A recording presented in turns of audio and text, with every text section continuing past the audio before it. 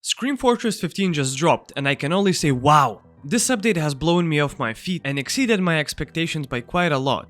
The cosmetics and unusual effects added did not surprise me much, because I had just uploaded my wishlist with cosmetics I assumed would be favorites, and now I see quite a few added to the game.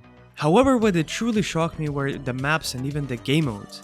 This time we may not have received a new boss or crazy new spells, however we received an entirely new game mode. Sure, it is not necessarily new to TF2 itself, however it was never implemented into the official roster.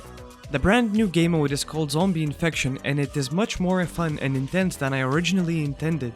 It takes a few rounds to understand how to play it, but once you get the hang of it, it becomes a live thriller.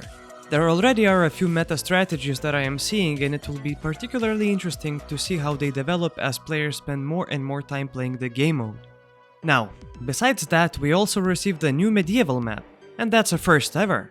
Sure, it is not a brand new map, it's more of a rework. However, it also features new pathways, portal rooms, and spells. That makes it an entirely new different experience from the original Degrot Keep. I played a few rounds and was blown away at just how much the dynamic of the game mode has changed with these few real changes to the map itself. I also must highly recommend you check it out and compare it for yourself. We also received a lot of maps for the not so popular game mode Player Destruction, but I can assure you these new maps make it quite the fiesta.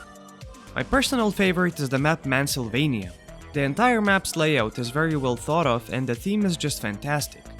This map was the first one that allowed me to explain this game mode to my girlfriend. As I said, we have to collect our enemy's blood and bring it to a coffin. No further questions were asked. There was also a payload map and a brilliantly reworked gravel pit, but the one thing I really want to talk about is a new arena map called Perks. Not only did Valve officially bring back my favorite game mode, but they also added a very unique twist to it.